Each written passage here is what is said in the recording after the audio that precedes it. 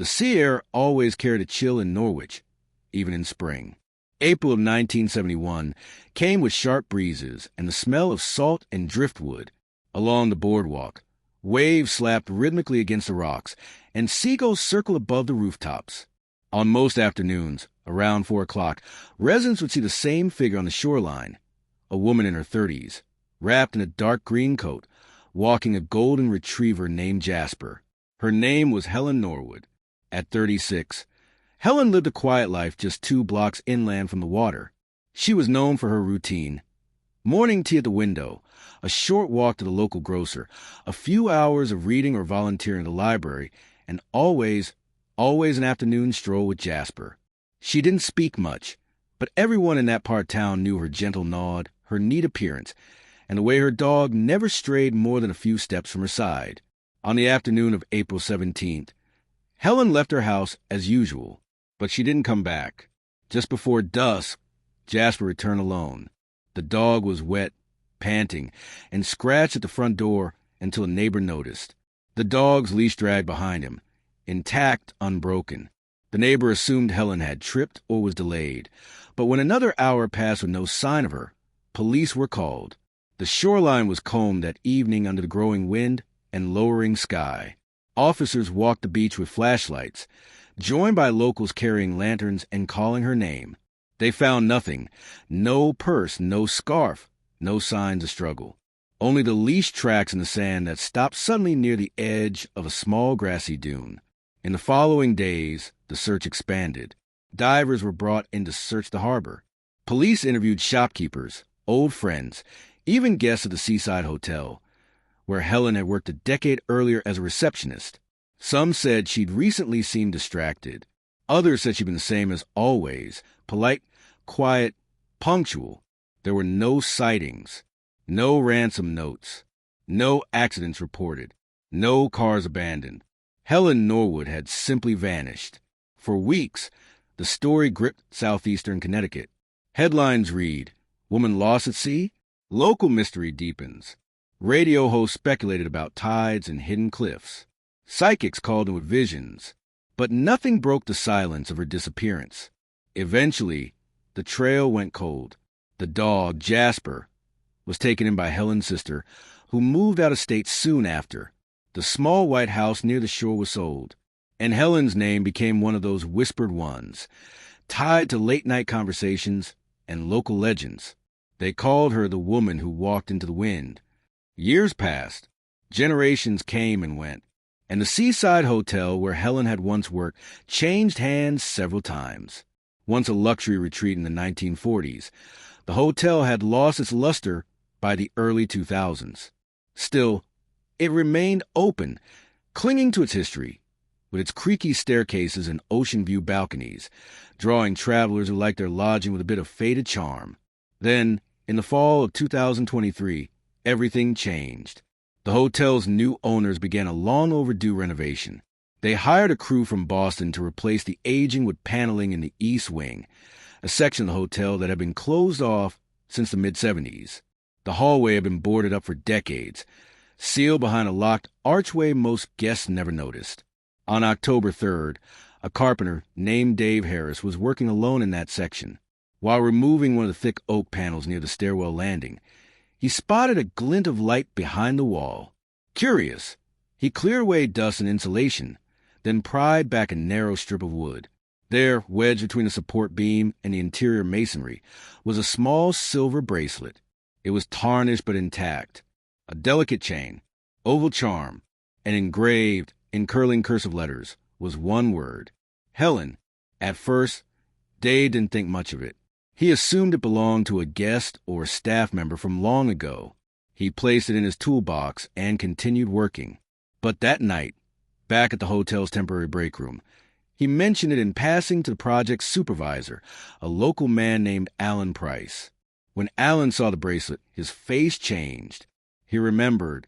His grandmother had often told him about the woman who vanished while walking her dog, and how she used to work right there in the very hotel now under renovation. Alan took a photo of the bracelet and sent it to the Norwich Police Department. The reaction was immediate. The next morning, Detective Camille Rourke arrived on site. She was part of the department's historical case unit, a small division that mostly handled missing persons files from the 70s and 80s. When she saw the bracelet, she requested the hallway be sealed off temporarily and ordered a forensic team to survey the wall cavity where the item had been found. Within 24 hours, the find was confirmed. Helen Norwood had owned a bracelet just like it, a photograph from 1964, part of a newspaper piece featuring hotel staff, showed her behind the front desk, smiling faintly, the silver chain visible around her wrist. The bracelet had not been seen since her disappearance. Detective Rourke reopened the case. She began with the original file, yellowed pages, typed interviews, and ink smudges that blurred some of the witness names. Most of the original officers were long gone, but the details painted a consistent picture. Helen had vanished without trace on a day she followed her routine exactly. And yet, now something of hers had surfaced. And not near the water, but inside a sealed part of a building she hadn't worked at for years. Unless she had gone back. Unless she had been there that day. Detective Camille Rourke stood in the narrow, dust-choked hallway of the Seaside Hotel's East Wing. The paneling had been carefully removed, exposing the raw wooden frame and aged insulation where the bracelet had been found. She studied the wall's interior, noting how narrow the space was. Too tight for anyone to enter, but wide enough for someone to fall through if dropped near the edge. But how had it gotten there? The corridor, sealed since the mid-70s, had reportedly been shut off during a remodeling effort that was never completed. According to building records, the project was halted after a plumbing issue caused flooding in the sublevel.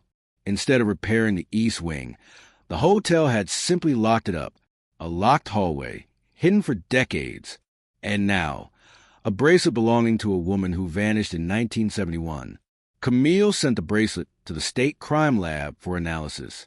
While waiting, she dug deeper into the hotel's history, looking for any overlap between Helen's disappearance and the East Wing's closure. That's when she found it.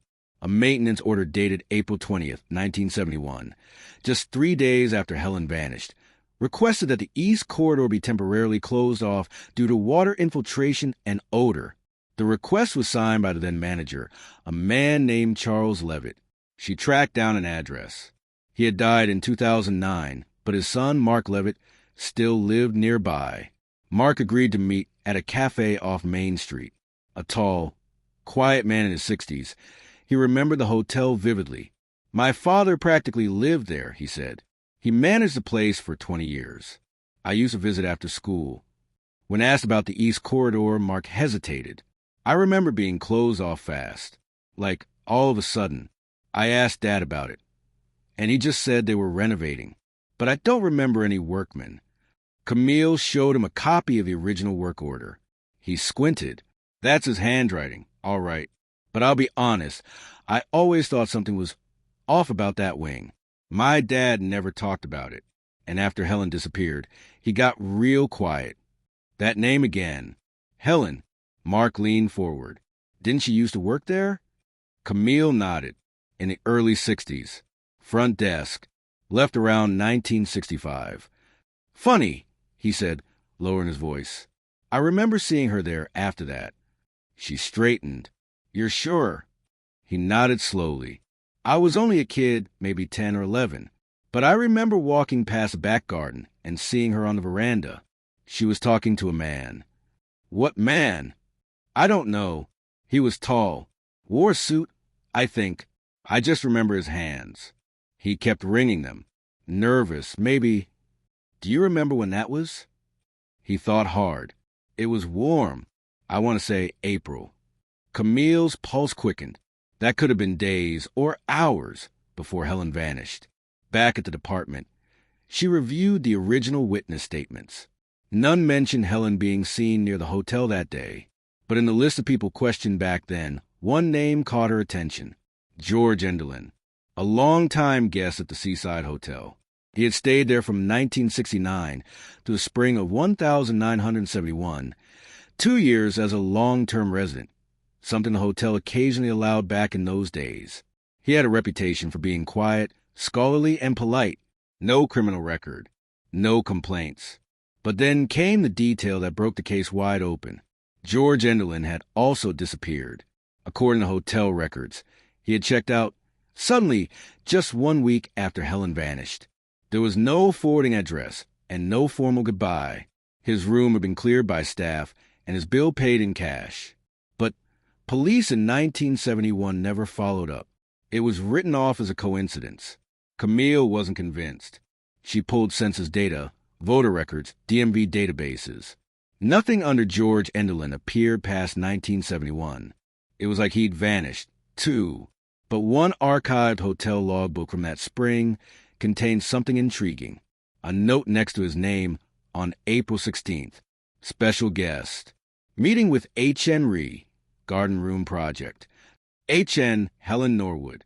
Camille's hands trembled slightly as she flipped through the rest of the log. There were no further entries regarding the meeting. No confirmation had occurred. But the fact that it had been scheduled, written down, meant Helen had a reason to be at the hotel that day. The puzzle shifted. Everyone had assumed Helen disappeared from the boardwalk during her afternoon walk. But what if she had turned back? What if someone, had drawn her off her path and into the hotel she once worked in? She visited the shoreline where Helen was last seen. It was a short walk to the seaside hotel, no more than 6 minutes. That changed everything. It meant the dog returning alone didn't necessarily mean Helen had vanished by the sea. He could have been left behind, or bolted during a confrontation. If Helen had gone inside the hotel for a quiet meeting, she may have never come out. Camille requested a full structural map of the building. The blueprints revealed a curious feature. A small service door connected to the east corridor that led outside through a now-defunct side garden gate. That meant someone could have entered or exited the sealed hallway without using the main hotel entrance and without being seen. She returned to the corridor with the construction crew and had the area near the beam, where the bracelet was found, examined more thoroughly. This time, they removed several feet of surrounding material. Behind one of the vertical supports, buried deep in the insulation, was something else, a fragment of fabric. It was brittle with age, but unmistakably a piece of deep green wool, consistent with the coat Helen was last seen wearing. Lab analysis later confirmed it contained Helen's DNA. Now there was no doubt. She had been in that hallway, and somehow her bracelet had ended up inside the wall.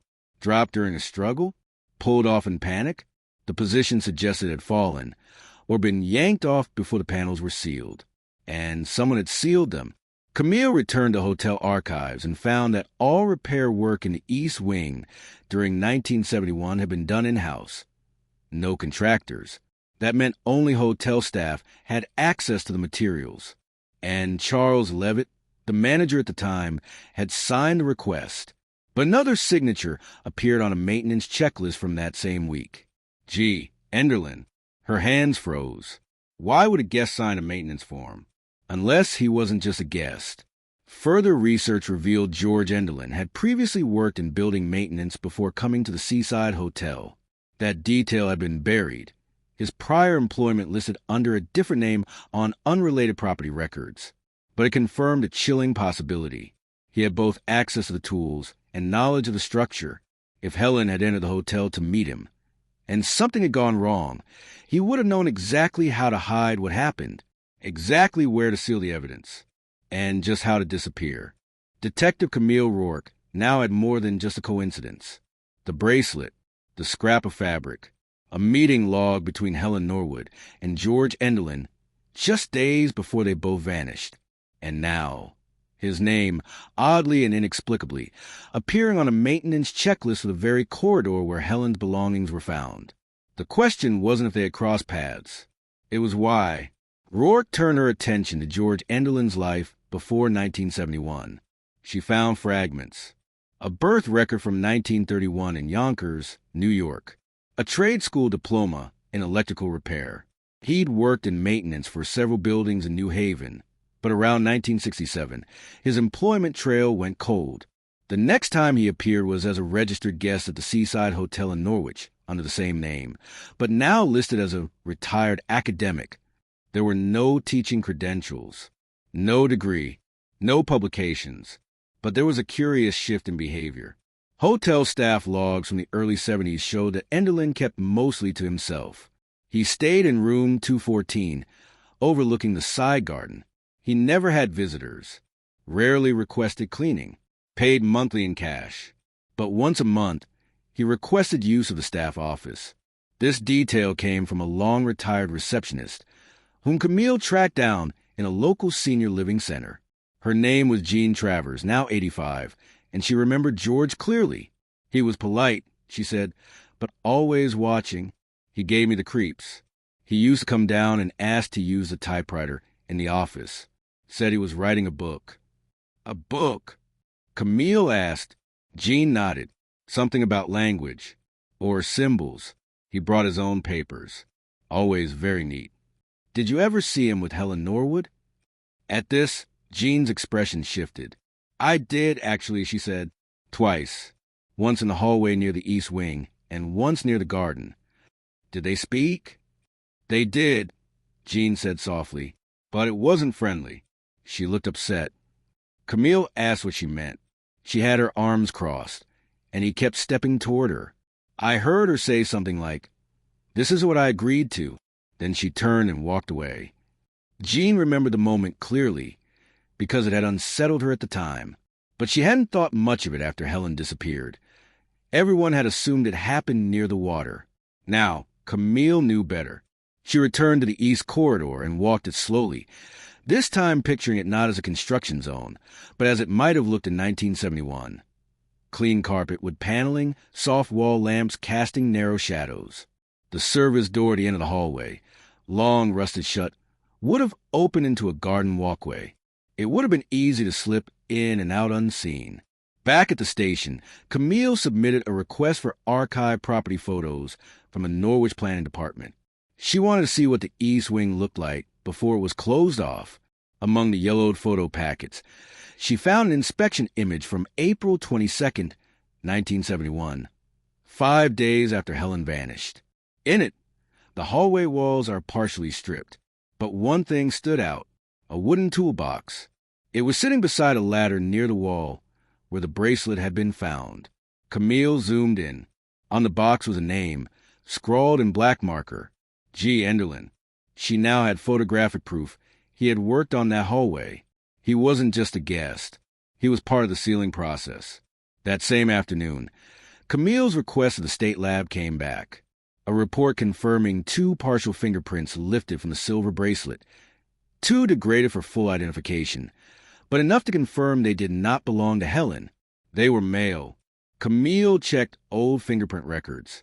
Incredibly, one of the prints partially matched a 1956 incident file, vandalism in New Haven. The name? George Enderlin. He had once been charged for breaking into an abandoned building, but the charges had been dropped. Still, the print remained in the archives. It matched. Now the police had direct physical evidence that George Enderlin had touched the bracelet, that he had worked on the corridor where it was found, that he had scheduled a meeting with Helen days before she vanished, and that he had disappeared just 1 week after she did. Camille called a meeting with the Norwich district attorney. They debated reopening the case as a homicide investigation, but with no remains and no known current location for Enderlin, there was little they could charge. Officially, he was a missing person himself. Unofficially, Camille was sure he had simply changed his name and started over. She began quietly cross-referencing death records for men born in the early 1930s who had passed away with no next of kin, looking for signs of someone who might have been living under an alias. That's when she found it. An obituary from 2002, published in a rural Pennsylvania newspaper. It described a quiet man named Edward Glenn, who had lived alone, worked as a freelance repairman, and died of natural causes at the age of 71. No family, no funeral, just a note that his landlord had found him in his workshop. Camille studied the photo. The man was older, heavier, and grayer, but the eyes were the same. She pulled the Pennsylvania death certificate and requested a copy of his driver's license photo. It was him. George Enderlin had changed his name, moved out of state, and lived for another 30 years in total anonymity. She contacted authorities in Pennsylvania and requested access to his belongings. They'd been boxed and stored in a county facility for unclaimed estates. Most of the items were mundane: old tools, receipts, some letters. But among them was a cardboard box labeled Early Drafts. Inside were over 100 handwritten pages. Some were lists. Some were fictional stories. Some were strange combinations of words and symbols. But near the bottom of the pile, Camille found something different. A page dated April 18th, 1971, the day after Helen vanished. It contained a single sentence, written in careful, deliberate script. "I didn't mean for her to fall." No other explanation. No name. No signature. Just that. It was not a confession, but it was close. Camille returned to Norwich and stood one final time in the East Corridor, now lit by bare bulbs and smelling of fresh sawdust. The construction was set to resume. The panels would go back up, but the past had left its mark. She brought the bracelet to Helen's surviving niece, now in her 70s. She placed it gently into her hand. "She's not coming back," the woman said, voice steady. "But now I know where she went." The wall, once silent, had finally spoken. Summer settled heavily over Norwich, but the chill it would have been uncovered lingered in the town's collective mind. The discovery of Helen Norwood's bracelet, the scrap of her coat, the fingerprint linked to a man who had vanished just after she did. Each fragment drew the story closer to something that felt like closure. But not quite. Detective Camille Rourke still couldn't shake one question. Why had Helen gone to meet George Enderlin in the first place? They had no record of a personal connection between the two. He was never listed as a friend, family member, or former co-worker. The only link was the seaside hotel. So why would she return, after years away, to meet a man who kept himself in room 214? Camille turned to the last place that hadn't been combed thoroughly in decades, the hotel's archives. Stored in dusty boxes in the basement room behind the front desk, the archives contained ledgers, handwritten guest registries, maintenance logs, and even personal letters left behind by guests. Camille spent 3 days going through them with 2 volunteers from the local historical society. That's when she found it.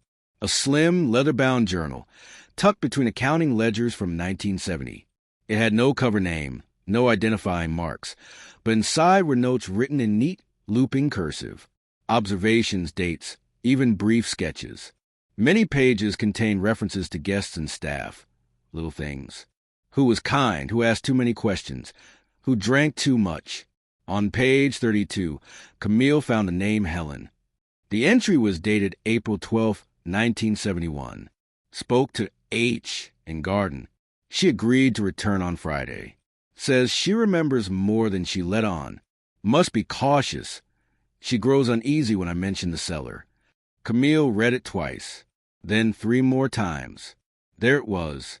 Proof that Helen had met with George before, that she'd been hesitant, that he had drawn her back for a second conversation on Friday, April 16th, the day she disappeared. And he'd written it down. The journal, it turned out, had belonged to George Enderlin. It had somehow been misplaced or forgotten during his checkout, or maybe he'd hidden it there on purpose. Either way, it had remained in the hotel's archives all this time, buried among financial records no one cared to revisit. The journal revealed more. George had become obsessed with certain parts of the hotel, especially the old cellar, which hadn't been in use since the 1950s. In another entry, he referred to unfinished tunnels, and in one chilling note, she shouldn't have asked what was behind the door. Once asked, I couldn't let her leave. Camille contacted construction crew again. There was no known basement access from the East Corridor, but with the journal in hand, she asked them to check one specific area. The north wall, 2 panels in from the stairwell. That afternoon, they removed the paneling and found nothing unusual at first, but one of the workers, tapping gently on the wall, noticed a faint difference in sound, a dull, hollow resonance. They removed the baseboard and discovered an old iron latch embedded in the floor. Camille knelt and brushed away the dust. With some effort and the use of a crowbar, they opened what turned out to be a narrow, downward shaft, roughly 2 feet wide. A rusted metal ladder led into darkness. They lowered a camera on a cord and watched the monitor. A space emerged, small, square, unfinished. Dirt walls, with beams, and at the far end, the curve of what looked like a broken table and fragments of shelving. A hidden cellar. No one had known it existed. The team descended carefully. The space was damp, the air stale. No signs of recent activity. But on the far wall, etched faintly into the wood, was a name, Helen, scrawled in large, uneven letters. Below it, a single phrase, I waited. A forensic team combed the cellar.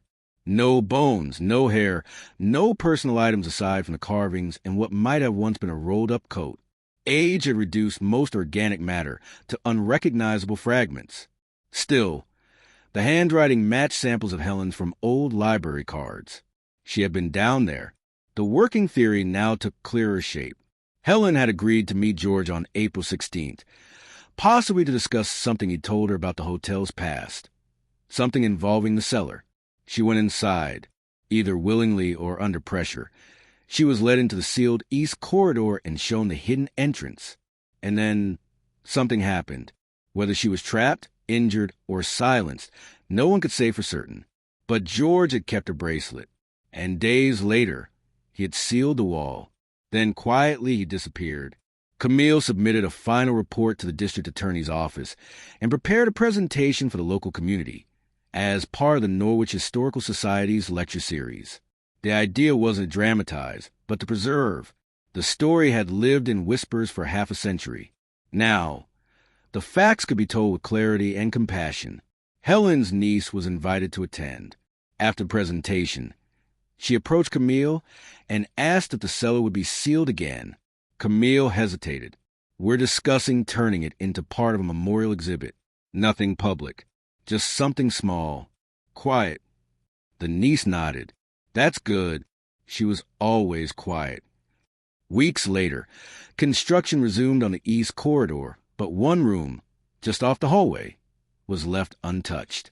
The owners agreed to convert it into a small memorial room with preserved paneling, photographs, and a glass case containing the bracelet. No dramatic plaque, no gift shop, just a name, a face, a story now complete. But one last detail remained. In the final pages of George Enderlin's journal was a sketch map, rough, hand-drawn. It showed the cellar, and beyond it, something more, a tunnel, one that led away from the hotel. No one had ever found it, and though the building sat still and quiet, the ground beneath it might yet hold another secret. The tunnel on George Enderlin's hand-drawn map wasn't listed in any city record, not on the hotel's architectural plans, nor in the 1954 inspection logs. But there it was, sketched in pencil in the final pages of his journal. A narrow passage leading east in a hidden cellar, bending slightly before vanishing beneath what appeared to be an old garden fountain, one that no longer existed. Detective Camille Rourke returned to the Seaside Hotel with the sketch in hand. The owners, now fully cooperating, granted her unrestricted access to the site. With the help of a local geotechnical team, Camille oversaw a scan of the land east of the building. Ground-penetrating radar picked up something. A linear void, roughly 4 feet wide, 5 feet underground. It wasn't long before digging began. Beneath layers of soil, concrete fragment, and tangled roots, workers uncovered a long-forgotten crawlspace.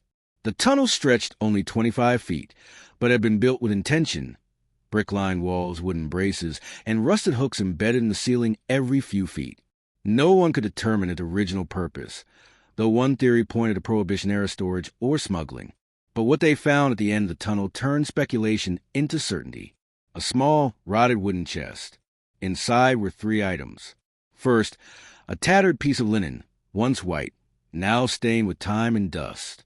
Folded within it was a small, rusted hair clip, decorative, with a faded blue stone. Helen's niece confirmed it once belonged to her. She wore it to church on Sundays, she whispered, holding the delicate item in her palm. Second, a faded photo.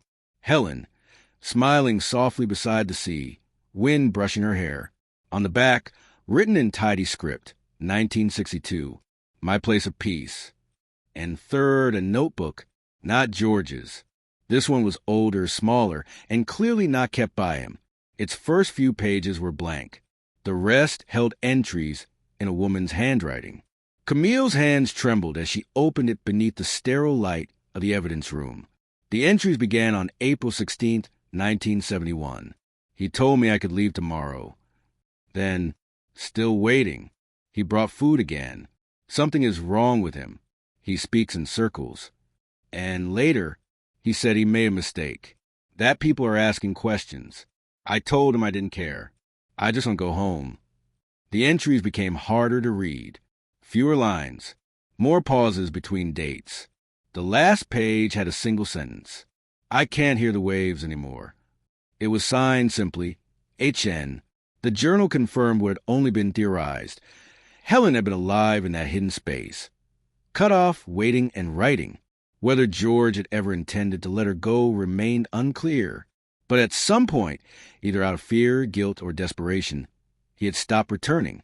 She had been left alone. And the tunnel, originally perhaps meant for her escape or concealment, became a dead end, a private silence. The medical examiner reviewed the items found in the chest, but could not definitively declare them remains. No bones, no tissue, but between the hair clip, the fabric, and the notebook, there was no doubt in anyone's mind. Helen had been there. Camille closed the case with a formal reclassification. Missing person presumed deceased. Evidence suggests involuntary confinement. The town of Norwich, for the first time in 52 years, could tell the story of Helen Norwood from beginning to end. No longer a whisper. No longer a question. The Seaside Hotel added a new plaque to its lobby wall. It bore her name. A photograph of her at the front desk, taken in 1964, was framed beneath it. The caption read, "In memory of Helen Norwood, employee, neighbor, and voice never forgotten." The East Wing Memorial Room opened quietly to the public in late October. Inside, visitors found displays of recovered artifacts. The silver bracelet, the journal, a copy of the tunnel map. A single audio loop played in the background, waves rolling softly against the shore. Helen's niece attended the opening with her children and grandchildren. She loved the sea, she said softly to Camille. I'm glad the sound found its way back to her. The final discovery came weeks later, when a city archivist reviewing hotel blueprints stumbled on a curious note from 1935, a renovation sketch of a hidden service tunnel marked for emergency storage, East Wing. It had been built during a time of fear, possibly for hiding valuables or contraband. It ended up hiding something far more tragic. Camille Rourke retired 2 years later, but the Helen Norwood case remained the one she always returned to in her thoughts.